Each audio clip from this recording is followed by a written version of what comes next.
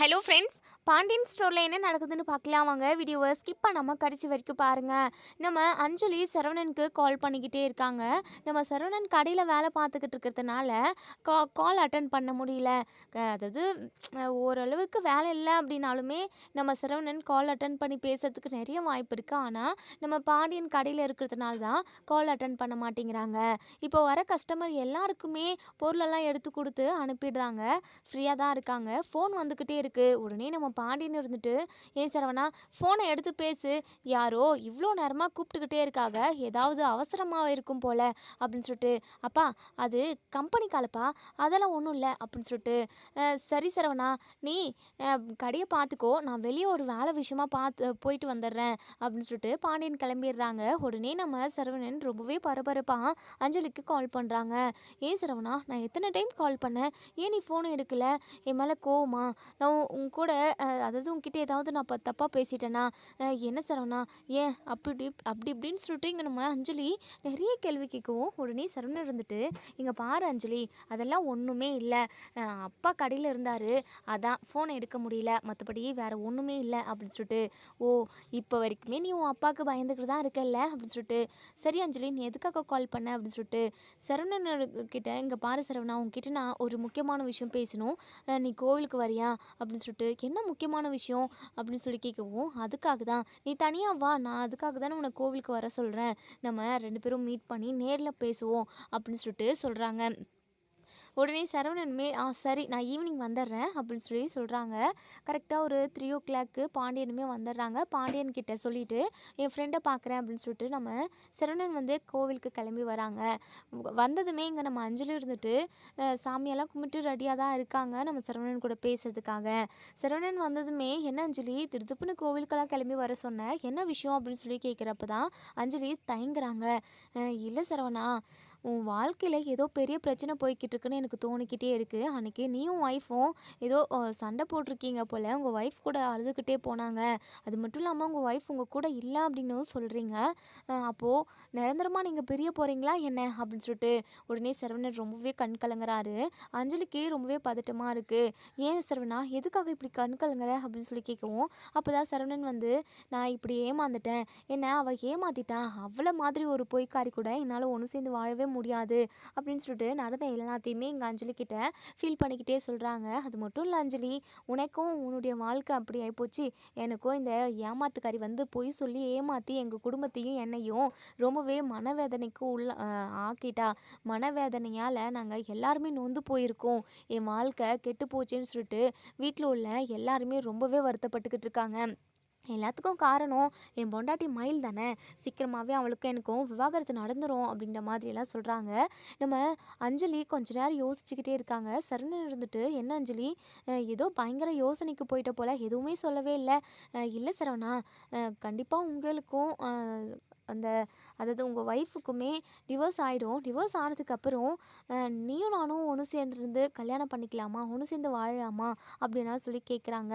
உடனே இங்கே நம்ம சரவணன் யோசிக்கிறாங்க. என்ன சரவணா, ஏன் யோசிக்கிற, அதான் உனக்கும் ஒய்ஃபுக்கும் செட் ஆகலைல்ல, நீ எப்படியும் உங்களை டிவோர்ஸ் பண்ண போகிற, எனக்குமே டிவோர்ஸ் ஆகிடுச்சு, நம்ம முன்னாடி நீயும் நானும் உயிருக்கு உயிராக லவ் பண்ணோம், அப்படி இருக்கிறப்போ நம்ம இப்போ சேர்றதில் ஒரு பிரச்சனையும் இல்லையே, நீயும் ஒய்ஃபும் சந்தோஷமாக இருந்தீங்க அப்படின்னா கூட கண்டிப்பாக உங்களோட வாழ்க்கையில் நான் குறுக்க வந்திருக்க மாட்டேன், இப்போ உன்னுடைய வாழ்க்கை தான் சரியில்லைல்ல அப்படின்ற மாதிரியெல்லாம் இங்கே நம்ம அஞ்சலி வந்து அவங்க மனசில் உள்ளதை எல்லாத்தையுமே பேசிக்கிட்டு இருக்காங்க. இன்னொரு சைடு நம்ம மீனாவுமே கோவிலுக்கு வராங்க. கோவிலுக்கு வந்த இடத்துல நம்ம மீனாவுக்கு தெரிஞ்சவங்க ஒருத்தவங்க இருக்காங்க. அப்படியே பேசிக்கிட்டு இருக்க டைமில் அவங்க இருந்துட்டு, வீட்டில் இருந்து தான் என் அம்மாவை பார்த்துக்கிறதுக்கு ஒரு ஆள் தேவைப்படுறாங்க, யாராவது இருந்தால் சொல்லுங்க மீனா அப்படின்ற மாதிரி சொல்லவும், மீனாவுமே சரிங்கக்கா கண்டிப்பாக சொல்கிறேன் அப்படின்னு சொல்லிட்டு பேசிக்கிட்டே கோவில் உள்ள வரவும், இங்கே நம்ம சரவணனும் அஞ்சலியும் பேசிக்கிட்டு இருக்கிறத பார்த்துட்டு இங்கே நம்ம மீனா பயங்கரமாக ஷாக் ஆகுறாங்க. என்ன சரவணன் மாமா யாரோ ஒரு பொண்ணு கூட பேசிக்கிட்டு இருக்காங்க, யாராக இருக்கும் அவங்க அப்படின்னு சொல்லிட்டு கொஞ்சம் தூரத்துலேயே நின்று கேட்குறாங்க, இவங்க என்ன பேசிக்கிறாங்க அப்படின்னு சொல்லிட்டு. இப்போ அஞ்சலி இருந்துட்டு, "ஏன் சரவணா, நான் கேட்டதுக்கு எந்த ஒரு பதிலுமே சொல்லாம இருக்க? உனக்கும் உன் ஒய்ஃபுக்கும் டிவோர்ஸ் ஆகப்போகுதுல்ல. நான் கேட்ட கேள்விக்கு பதில் சொல்லு சரவணா. உனக்கு விருப்பமா இருந்தாவே ஓகே தான். அப்படி இல்ல அப்படின்னா, நான் இத ஃப்ரீயா அப்படியே விட்டுர்றேன். உன்ன கம்பல் பண்ண மாட்டேன்." அப்படின்னு சொல்லிட்டு சரவணனுமே, இரு அஞ்சலி, எனக்கு விவாகரத்து நடக்கட்டும். அதுக்கப்புறம் நம்ம 2 பேருமா சேர்ந்து பேசி ஒரு முடிவுக்கு வரலாம். நம்ம 2 பேரும் திரும்பவும் ஒண்ணு சேர்ந்து வாழலாமா? அப்படின்றத நம்ம வீட்ல எல்லார்கிட்டயுமே பேசிட்டு ஒரு முடிவுக்கு வரலாம்." அப்படின்னு சொல்லிட்டு நம்ம சரவணன் வந்து சொல்கிறாங்க. இதை கேட்டு நம்ம மீனாக்கு பயங்கர அதிர்ச்சியாக இருக்குது. என்ன இது? அப்போது இவங்க யாராக இருப்பாங்க? ஒருவேளை சரவணன் மாமா ஒருத்தவங்களை லவ் பண்ணாங்கன்னு சொல்லிக்கிட்டு இருந்தாங்களே, அவங்களா இருக்குமோ அப்படின்னு சொல்லிட்டு நம்ம மீனா வந்து மனசுக்குள்ளேயே நினைக்கிறாங்க. இப்போது இங்கே நம்ம அஞ்சலியுமே, சரி சரவணா, நான் வீட்டுக்கு போகிறேன், போயிட்டு கால் பண்ணு அப்படின்னு சொல்லிட்டு, சரி ஓகே அப்படின்னு சொல்லிட்டு அங்கே நம்ம அதாவது சரவணன் வந்து சொல்லிடுறாங்க. இங்கே நம்ம அஞ்சலியுமே கிளம்பி போயிடுறாங்க. சரவணன் தனியாக தான் பயங்கரமாக யோசிச்சுக்கிட்டு இருக்காங்க. திடுதிப்புன்னு இப்படி அஞ்சலி நம்மக்கிட்ட இப்படி கேட்குவான்னு நம்ம யோசிச்சு கூட பார்க்கலையே அப்படின்னு சொல்லிட்டு யோசிச்சுக்கிட்டு இருக்காங்க. சரி, நம்மளோட வாழ்க்கை தான் இப்படி ஆயிடுச்சு. நானும் அஞ்சலியும் இப்படி ஒரு சுச்சுவேஷனில் தான் ஒன்று சேரணும் அப்படின்னு சொல்லிட்டு அந்த கடவுள் எழுதி வச்சிருக்காரு போல. எல்லாமே நல்லதாகவே நடக்கணும் அப்படின்னு சொல்லிட்டு யோசிக்கிறாங்க. அப்போ தான் முன்னாடி நம்ம மீனா வந்து நிற்கிறாங்க. மாமா அப்படின்னு சொல்லிட்டு எங்கள் சரவணன் மீனாவை பார்த்ததுமே பயங்கரமாக அதிர்ச்சி ஆகுறாங்க. மீனா, நீ எப்போ மீனா வந்த அப்படின்னு சொல்லிட்டு, நான் கொஞ்ச நேரத்துக்கு முன்னாடி தான் மாமா வந்தேன். ஆமாம், உங்கள் கூட ஒருத்தவங்க பேசிக்கிட்டு இருந்தாங்களே, அவங்க யார் மாமா அப்படின்னு சொல்லிட்டு, அது வந்துன்னு சொல்லிட்டு அப்படியே முகமெல்லாம் வேக்குது, நெஞ்செல்லாம் படபடன்னு அடிச்சுக்குது. ஐயோ, நாங்கள் 2 பேரும் பேசிக்கிட்டு இருந்த எல்லாத்தையுமே மீனா கேட்டுப்பாங்களோ அப்படின்னு சொல்லிட்டு ரொம்பவே பதட்டப்படுறாங்க. உடனே நம்ம மீனா இருந்துட்டு, இங்கே பாருங்க மாமா, எதையும் நீங்கள் யோசிக்காதீங்க. அவங்க யார்? அவங்க எதுக்காக உங்களை கல்யாணம் பண்ணிக்கணும்னு சொல்லணும் அப்படின்னு சொல்லிட்டு. அப்போ தான் நம்ம சரவணன் சொல்கிறாங்க, இது நான் முன்னாடி லவ் பண்ண பொண்ணு மீனா அப்படின்னு சொல்லிட்டு. என்னமாம்மா சொல்கிறீங்க அப்படின்னு சொல்லிட்டு. ஆமாம், அவங்களுக்குமே ஏற்கனவே கல்யாணம் நடந்ததாக தான் சொல்லியிருந்தாங்க அப்படின்னு சொல்லி கேட்கவும், அவளோட வாழ்க்கையுமே இப்போது என்னென்னமோ நடந்து இப்போ அவங்க அம்மா வீட்டில் தனியாக தான் இருக்கா. அது மட்டும் இல்லாமல் என் வாழ்க்கையிலையும் இப்படி நடந்து போச்சு அப்படின்னு சொல்லிட்டு நம்ம சரவணன் அப்படியே ஒரு மாதிரி திக்கி தடுமாறவும், மீனா இருந்துட்டு, இங்கே பாருங்க மாமா, எதுவாக இருந்தாலும் நீங்கள் யோசித்து முடிவெடுங்க. நான் என்ன சொல்ல வரேன்னா அப்படின்னு சொல்லிட்டு, இங்கே பாரு மீனா, தயவு செஞ்சு மயிலை பற்றி எதுவுமே என்கிட்ட பேசாது மீனா, அப்படி தான் சொல்லுவேன் அப்படின்னு சொல்லுவோம். உடனே இங்கே மீனா இருந்துட்டு, மாமா ஒரே நிமிஷம் மாமா, நான் சொல்கிறத நீங்கள் தயவு செஞ்சு கேளுங்க. மயிலக்கா ரொம்ப ரொம்ப பாவம். மயிலக்காவோட அம்மாவும் அப்பாவும் சேர்ந்து தான் மயிலக்காவை அது இதுன்னு சொல்லி உங்கள் கூட ஒன்று சேர்த்து வைக்கிறேன்னு சொல்லி அவங்கள என்னென்னமோ பேச வச்சுட்டாங்க. மற்றபடி மயிலக்கா மேலே எந்த தப்புமே இல்லை. அது மட்டும் இல்லாமல் அவங்க வீட்டில் மயிலக்காவை ரொம்ப ரொம்ப திட்டுறாங்க. அந்த மாதிரி ஒரு அம்மா அப்பாவை நான் எங்கேயுமே பார்த்ததில்ல மாமா. தயவு செஞ்சு நான் சொல்கிறத கேளுங்க மாமா. கொஞ்சம் பொறுமையாக இருங்க. மயிலக்கா விஷயத்தில் ஒரு நல்ல முடிவே எடுங்க மாமா. அக்கா அவங்க அம்மா வீட்லேயுமே ரொம்பவே கஷ்டப்பட்டுக்கிட்டு தான் இருக்காங்க. அங்கே இருக்க முடியாமல் தான் உங்ககிட்டயுமே வந்து பேசியிருக்காங்க. அது மட்டும் இல்லாமல் நேற்று உங்ககிட்ட பேசிட்டு வந்ததுக்கப்புறம் கிணத்துல போயிட்டு செத்து போகிறதுக்காக நின்றுக்கிட்டு இருந்தாங்க. ஒரு நிமிஷம் நான் போகாமல் இருந்திருந்தேன் அப்படின்னா கண்டிப்பாக அவங்க உயிரோடவே இருந்திருக்க மாட்டாங்க. தயவு செஞ்சு மயிலக்காவை பற்றி கொஞ்சம் ஓரமாவது யோசிச்சு பாருங்க மாமா அப்படின்னு சொல்லிட்டு, இங்கே பாரு மீனா, அவள் செத்தான்னா சாகலைன்னா எனக்கு என்ன? எனக்கும் அதுக்கும் எந்த சம்மந்தமும் இல்லை. எனக்கு அவகிட்டேருந்து ஒரு விவாகரத்து கிடைச்சிருச்சு அப்படின்னா அதுவே போதும். அதுக்காக தான் நான் இவ்வளோ நாளாக வெயிட் பண்ணிக்கிட்டு இருக்கேன். இனிமேவும் வெயிட் பண்ணுவேன். ஆனால் அவள் கூட ஒன்று சேர்ந்து வாழணும் அப்படின்ற ஒரு முடிவை எனக்கு எப்போவுமே எக்காரணத்து கொண்டும் எடுக்கவே மாட்டேன் அப்படின்னு சொல்லிட்டு இங்கே நம்ம சரவணன் வந்து கட் அண்ட் ரைட்டாக சொல்லிடுறாங்க. உங்களை கையெழுத்து கும்பிட்றேன் மாமா, தயவு செஞ்சு நான் சொல்ல வரத போதும் மீனா. மயிலை பற்றி பேசுறதா இருந்தா நான் இங்கே நிற்க மாட்டேன். நான் போகிறேன். நீ சாமி கும்பிட வந்தியா? சரி, கும்பிட்டுட்டு போ மீனா, நான் கிளம்புறேன் அப்படின்னு சொல்லிட்டு இங்கே சரவணன் அங்கேருந்து கிளம்பி போயிடுறாங்க. மீனாக்கு ரொம்பவே வருத்தமாக இருக்குது. இப்படி ஒரு சுச்சுவேஷன் வரும்னு சொல்லிட்டு நான் கொஞ்சம் கூட எதிர்பார்க்கலையே. காலப்போக்கில் ஏதாவது சரியாகும், மயிலக்காவோட வாழ்க்கைக்கு ஏதாவது ஒரு நல்லது செஞ்சு விடுவோம் அப்படின்னு சொல்லிட்டு யோசிச்சா, இவங்க என்னடானா முன்னாடி காதலி கூட பேசிக்கிட்டு இருக்காங்க. அவங்களுக்குமே ஏதோ பிரச்சனை போல். அவங்களுமே அவங்க வீட்டுக்காரரை பிரிஞ்சு தான் இருக்காங்க போல். ஐயோ, என்ன நடக்க போகுதுன்னே தெரியலையே. கடைசியில் மயிலக்காவோட வாழ்க்கை தான் கெட்டு போகும். மயிலக்காவோட அம்மாவுமே அக்காவோட வாழ்க்கையை பற்றி கொஞ்சம் கூட யோசிச்சே பார்க்க மாட்டேங்கிறாங்க. மயிலக்காக்காக யாருமே இல்லையே அப்படின்னு சொல்லிட்டு ரொம்பவே வருத்தப்படுறாங்க. இப்போ சாமிக்கிட்ட போயிட்டு வேண்டிக்கிறாங்க. வீட்டில் எக்கச்சக்கமான பிரச்சனை போய்கிட்டு இருக்கு, என்னென்னமோ நடந்துக்கிட்டு இருக்கு. ஆனால் கடைசியில் மயிலக்காவோட வாழ்க்கை கெட்டு சீரழிஞ்சு கிடக்கு. இதுக்கெல்லாம் காரணம் மயிலக்காவோட அம்மா தான். அவங்க மட்டும் சரியாக இருந்திருந்தாங்க அப்படின்னா கண்டிப்பாக மயிலக்காவுக்கு இப்படி ஒரு சுச்சுவேஷன் வந்திருக்காது அப்படின்னலாம் இங்கே சாமிக்கிட்ட சொல்லி புலம்பிக்கிட்டு இருக்காங்க. என்ன பண்ணுறதுன்னே தெரியல நம்ம மீனாக்கு. நெக்ஸ்ட்டு என்ன பண்ணால் எது கரெக்டாக பண்ணால் எது ம், எப்படி பண்ணால் மயிலக்காவோட வாழ்க்கை சரியாகும், என்ன பண்ணுறது அப்படின்னு சொல்லிட்டு பயங்கர யோசனை நம்ம மீனாவுக்கு. இப்போது இங்கே நம்ம மீனா குவார்ட்டர்ஸ்க்கு போயிடுறாங்க. பயங்கர யோசனையிலே இருக்காங்க. செந்தில் அப்போ தான் வராங்க. என்ன மீனா, என்ன பலமான யோசனையில் இருக்க போல அப்படின்னு சொல்லிட்டு. அது ஒன்றும் இல்லைங்க, நம்ம இது ராஜியை பார்த்து பேசிட்டு வந்துடலாங்க, வாங்க போகலாம் அப்படின்னு சொல்லிட்டு இப்போது அவங்க வீட்டுக்கு போகிறாங்க. நம்ம கோமதியுமே வா மீனா அப்படின்னு சொல்லிட்டு இப்போ ராஜியை பார்த்துட்டு, ராஜி ஆமாம் கோச்சிங் கிளாஸ் எல்லாம் எப்படி போச்சு, ஓகே தானே அப்படின்னு சொல்லிட்டு. ஆமாக்கா ரொம்ப ரொம்ப சந்தோஷமாக போச்சு, ரொம்ப நல்லா இருந்துச்சு, ஜாலியாக இருந்தது. அது மட்டும் இல்லாமல் இப்போது நான் கோச்சிங் கிளாஸுக்குமே இப்போ போய்கிட்டு தான் இருக்கேன் அப்படின்னு சொல்லிட்டு பயங்கர ஹாப்பியாக சொல்கிறாங்க. சரி ராஜி, எப்படியாவது நீ போலீஸ் வேலை வாங்கிடணும், அப்போ தான் கெத்தாக இருக்கும். நீ உன் அப்பாவுக்கு முன்னாடி, ஏன் இந்த ஊர் முன்னாடி நீ தலை நிமிர்ந்து கெத்தாக நடக்கணும் அப்படி இப்படின்னு சொல்லிட்டு ஒரு சில வார்த்தைலாம் சொல்லிக்கிட்டு இருக்காங்க. அதுக்கப்புறம் மயிலோட விஷயத்தை தான் இங்கே நம்ம ராஜிக்கிட்ட சொல்கிறாங்க. தனியாக இருக்கிறப்ப தான் சொல்கிறாங்க. ராஜி இருந்துட்டு, என்னக்கா என்ன சொல்கிறீங்க, இம்புட்டு நடந்திருக்கா, மயிலக்கா செத்து போகிற அளவுக்கு ரொம்ப மனவேதனையில் இருக்காக அப்படின்னு சொல்லிட்டு. ஆமாம் ராஜி, இருக்காத பின்ன. சரி, எவ்வளோ பிரச்சனை நடந்தாலும் தனக்குன்னு ஒருத்தவங்க இருக்காங்கன்னு தெரிஞ்சாவே ஏதோ ஒரு நம்பிக்கையில் நம்ம வாழ்ந்துடலாம். யாருமே இல்லை, எல்லாருமே நம்மளை கரிச்சு கொட்டுறாங்க, எங்கே பார்த்தாலுமே நம்மளுக்கு சாதகமாக எதுவுமே நடக்கலை, நமக்கு எதிராக தான் நடக்குதுன்ற ஒரு சுச்சுவேஷன் வந்தால் எல்லாரோட மனசுமே என்ன பண்ணும், அந்த ஒரு இக்கட்டான சுச்சுவேஷனில் என்ன முடிவு என்னால் எடுக்கும். அப்படி தான் மயிலக்காவுமே கிணத்துல விழுந்து செத்து போகிறதுக்காக போயிருக்காங்க. அது மட்டும் இல்லாமல் இப்போ ஒரு புது ட்விஸ்ட்டு என்ன அப்படின்னா, சரவணன் மாமா அவங்க ஏற்கனவே கல்யாணம், அதாவது காதலிச்சாங்க இல்லையா, அந்த பொண்ணு கூட இப்போ பேசிக்கிட்டு இருக்காரு. எனக்கு என்னமோ பயமாக இருக்குது அப்படின்னு சொல்லிட்டு. என்னக்கா சொல்கிற அப்படின்னு சொல்லிட்டு ராஜி அதிர்ச்சியாக கேட்கவும், ஆமாம் ராஜி, எனக்கு இந்த விஷயத்தில் என்ன பண்ணுறதுனே தெரியல. அது மட்டும் இல்லாமல் மயிலாக்கா அவங்க வீட்டில் ரொம்பவே கஷ்டப்பட்டுக்கிட்டு இருக்காங்க. அந்த மாதிரி ஒரு வீட்டை நான் எங்கேயுமே பார்த்ததில்ல. பாவம் அவங்களோட வாழ்க்கைக்கு ஏதாவது நான் நல்லது செஞ்சு வைக்கணும்னு நினைக்கிறேன். அது மட்டும் இல்லாமல் மயிலாக்கா தப்பு பண்ணதை எல்லாத்தையுமே உணர்ந்துட்டு ரொம்பவே குற்ற உணர்ச்சியோடு இருக்காங்க. அது மட்டும் இல்லாமல் பொண்ணோட வாழ்க்கை கெட்டு போயிருக்கே அப்படின்னு சொல்லிட்டு கொஞ்சம் ஆறுதலாக நிற்கலாமே அப்படின்றதெல்லாம் மயிலக்காவோட அம்மாவுக்கு கிடையவே கிடையாது. செத்து போனால் போதுன்ற மாதிரி தான் இருக்காங்க. கொஞ்சம் கூட மனசில் ஈரம் இல்லாமல் பேசுகிறாங்க ராஜி அப்படின்னு சொல்லிட்டு நடந்த எல்லாத்தையுமே ராஜிக்கிட்ட சொல்லி ஃபீல் பண்ணிக்கிட்டு இருக்காங்க. மயிலக்காவோட வாழ்க்கை என்ன ஆகுறது, அதை பற்றி யோசிச்சாதான் எனக்கு ரொம்பவே பயமாக இருக்குது ராஜி அப்படின்னு எல்லாம் சொல்லிக்கிட்டு இருக்காங்க. அப்போ தான் கரெக்டாக இங்கே கோமதி வந்து நிற்கிறாங்க. என்னடி, என்ன மயிலுன்னு சொல்லி பேசிக்கிட்டு இருக்க, அது மட்டும் இல்லாமல் சரவணன் சொல்லிட்டு அவன் பேரெல்லாம் அடிபட்டுச்சு, என்னடி பேசிக்கிட்டு இருக்கீங்க, எனக்கு தெரியாமல் ஏதாவது எனக்கு தெரியாமல் ரகசியம் பேசுகிறீங்களா, அது மட்டும் இல்லாமல் மயிலுக்கு உடந்தையா இருக்க போறியா மீனா அப்படின்னு சொல்லிட்டு. ஐயோ அத்தை, அப்படியெல்லாம் இல்லை அத்தை, ஏய் எனக்கு தெரியும்டி, நீங்கள் 2 பேருமா சேர்ந்து நகை விஷயத்தில் எல்லாரையுமே ஏமாத்துறவங்க தானே நீங்கள் அப்படின்னு சொல்லிட்டு.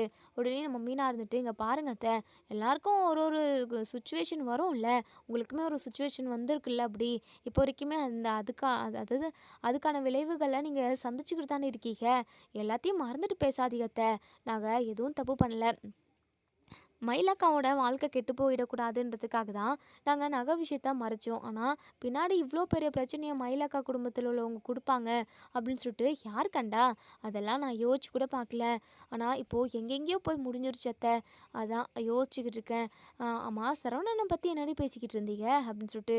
அத்தை, இதை பற்றி உங்ககிட்டே நான் பேசலான்னு இருந்தேன், இதை சொன்னால் நீங்கள் எப்படி எடுத்துப்பீங்கன்னு எனக்கு ஒன்றுமே புரியல அத்தை. என்னடி, என்ன அப்படிப்பட்ட ரகசியம், அப்போது நீங்கள் 2 பேரும் ரகசியம் தான் பேசிக்கிட்டு இருந்திருக்கே போகல அப்படின்னு சொல்லிட்டு. உடனேங்க நம்ம மீனா இருந்துட்டு, ஐயோ அத்தை, அதெல்லாம் ஒன்றும் இல்லை அத்தை, உங்களுக்கு தெரியாமல் நாங்கள் ஏதாவது ரகசியம் பேசுவோமா, இல்லைல்ல அத்தை, அது வந்து அத்தை, சரவணன் மாமா ஏற்கனவே ஒரு பொண்ணை அதாவது காதலிச்சிருக்காருல, திரும்பவும் அந்த பொண்ணு வந்தால் சரவணன் மாமா கல்யாணம் பண்ணிக்கிறேன்னு சொன்னால் நீங்கள் என்ன சொல்லுவீங்க அப்படின்னு சொல்லிட்டு. ஏய் என்னடி திருதுப்புன்னு என்னவே பேசிக்கிட்டு இருக்கீங்க, அப்படி வந்தால் நான் ஏற்றுக்க தான் செய்வேன், என் பையனோட வாழ்க்கை அப்போ தான் பிடிச்ச மாதிரி அமையல, இப்போயாவது அமையுதே அப்படின்னு சொல்லிட்டு நான் சந்தோஷப்படுவேன்டி அப்படின்னு சொல்கிறாங்க. இதை கேட்ட மீனா இருந்துட்டு, என்னத்த சொல்கிறீங்க? அப்போ மயிலக்காவோட வாழ்க்கை என்னடி? மயிலக்கா குயிலக்கான்னு சொல்லிக்கிட்டு இருக்க? அதெல்லாம் நான் யோசிச்சு கூட பார்க்க மாட்டேன். என் பிள்ளையோட வாழ்க்கை சந்தோஷமாக இருக்கணும், அதாண்டி எனக்கு முக்கியம் அப்படின்னு சொல்லிட்டு பேசிக்கிட்டு இருக்காங்க. மீனா மனசுக்குள்ளேயே நினைக்கிறாங்க, கன்ஃபார்ம்டு அக்கா இது அத்தை வந்து சரவணன் மாமா என்ன சொல்கிறாரோ அதை தான் கேட்பாங்க.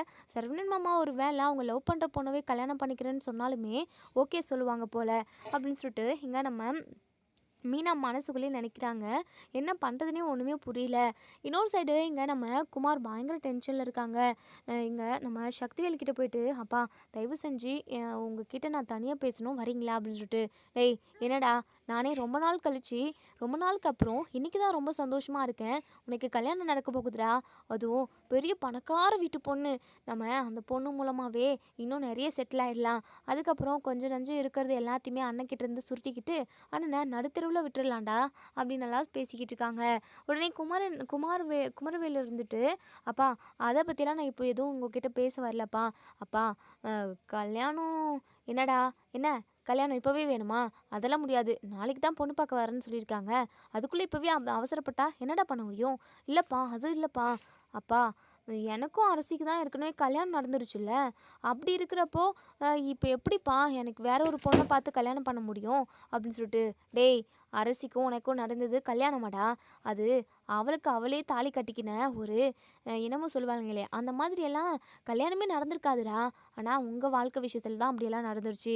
அதுக்காக அவளுக்கு நீ திரும்பவும் தாலியை கட்டி அவளை இந்த வீட்டுக்கு கூட்டிகிட்டு வர போறியா?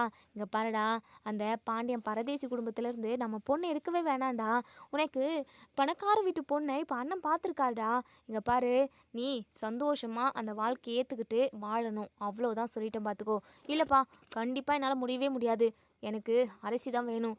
அரசியை தவிர நான் வேறு யாரையுமே கல்யாணம் பண்ணிக்கவே மாட்டேன். அவள் எனக்கு பிறந்தவ, எனக்காகவே பிறந்தவ, எனக்கு ஏற்ற ஜோடியாக அவள் மட்டும்தான் இருக்க முடியும்ப்பா அப்படின்னு சொல்லிட்டு இங்கே குமரவேல் வந்து வசனமெல்லாம் பேசிக்கிட்டு இருக்கவும் உடனே சக்திவேலுக்கு பயங்கரமாக கோவம் வருது. வேண்டா குமார், அந்த குடும்பத்திலேருந்து பொண்ணு எடுக்கவே வேண்டவே வேண்டாம். நான் சொல்கிறத கேளுடா, உன் வாழ்க்கை நல்லா வசதியாக சும்மா ஜம்முன்னு இருக்கணும் அப்படின்னா இந்த அப்பா சொல்கிறத கேளுடா.